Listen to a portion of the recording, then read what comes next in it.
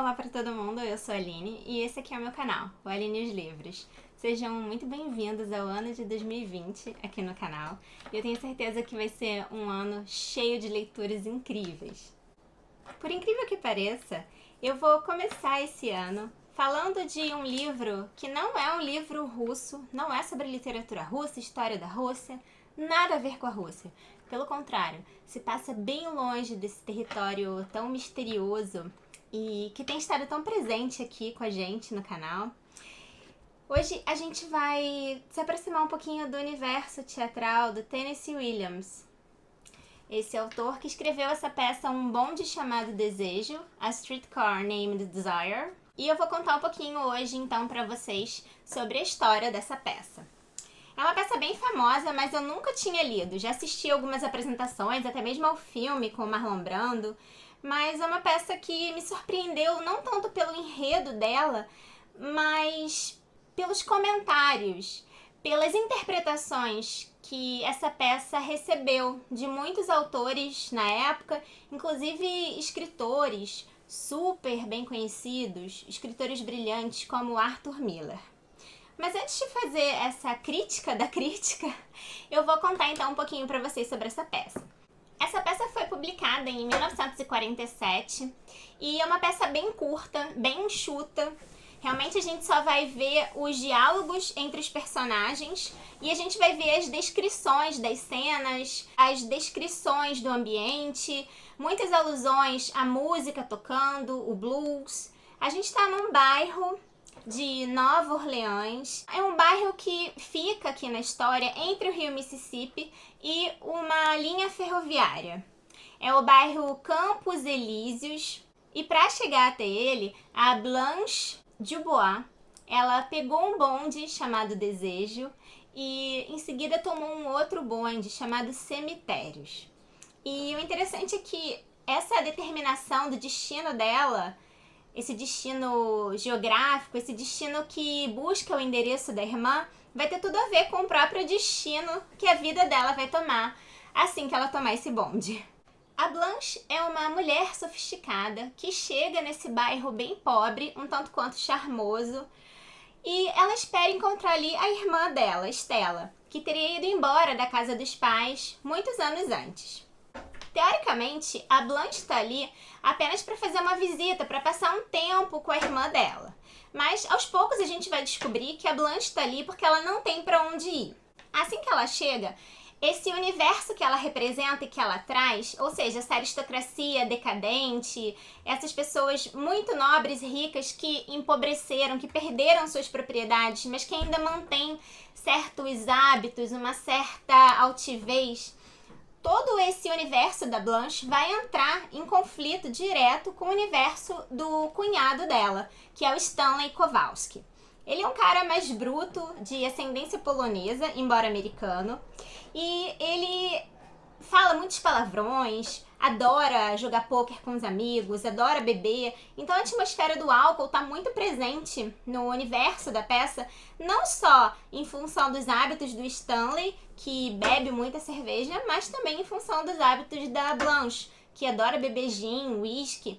Aliás, sempre que ela precisa fazer alguma coisa, precisa se acalmar, precisa se preparar para algum encontro, ela ingere alguma dose de bebida alcoólica. Então, essa questão do álcool é muito presente na peça. A questão do sexual também, porque ela flerta com o Stanley, ela flerta com o cunhado.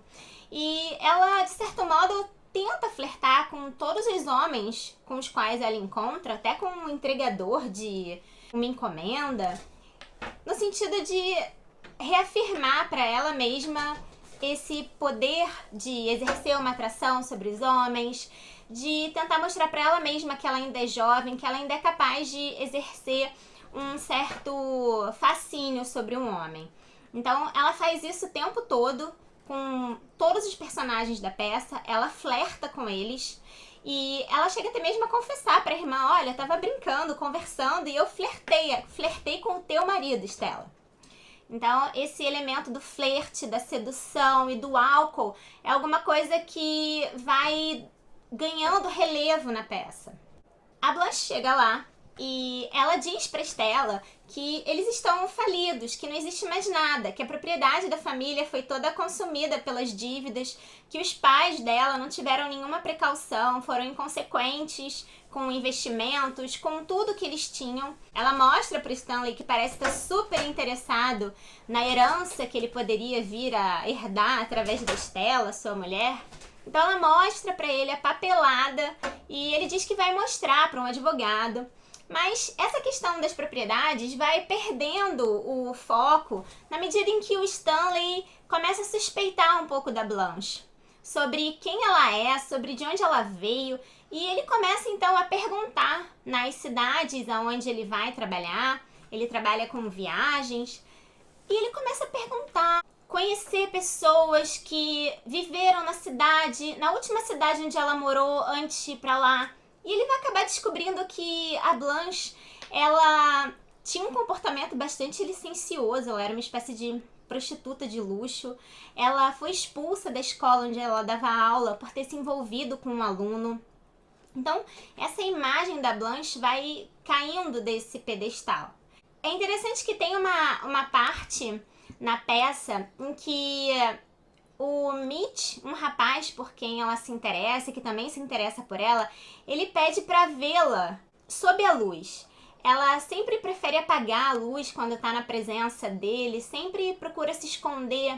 E o interessante é que essa personagem da Blanche, que aparentemente é bonita, é sedutora, é coberta de véus, com essas investigações do Stanley, é impressionante como ela vai então perdendo essas camadas, esses véus, esse mistério todo. E ela vai se mostrando como uma personagem ridícula, louca, uma personagem triste e uma personagem que vive uma dor muito grande. O final da peça vocês devem conhecer pelo filme com Marlon Brando, mas eu não vou contar aqui. Eu acho legal chegar até o final da peça, mas é interessante que, muito mais do que o filme, a peça ela deixa a gente com o benefício da dúvida. Será que o Stanley fez mesmo aquilo que o filme diz que fez? Parece que o Stanley tinha muito mais pena dela do que desejo por ela. Mas ele pode ter muito bem feito alguma coisa completamente inapropriada com a sua cunhada, já que, primeiro, a irmã dela estava fora de casa, tendo o bebê no hospital, e segundo, ele tinha descoberto que a cunhada dele era uma simples prostituta. Ela já tinha se envolvido com vários homens antes dele e ela não era exatamente um modelo de donzela e de inocência. Mas o interessante é que muito se fala a respeito dessa peça sobre alguma coisa que mostra o desejo feminino, sobre a luxúria feminina. E interessante porque eu não consigo ter essa percepção lendo a peça. Talvez na época as pessoas tenham ficado mais envolvidas, tenham prestado mais atenção nesse aspecto de uma mulher desejar vários homens. Mas o aspecto que mais salta à vista para mim é essa loucura da Blanche, que vai crescendo ali. Ela vai, então, desde o início da peça, ela vai mostrando vários problemas que ela tem. O problema com álcool, o problema com mentiras, o problema com se envolver com pessoas erradas, o problema em se envolver com um ex-aluno de quem ela era professora na escola, a demissão dela, o fato dela ter perdido uma série de oportunidades românticas na vida.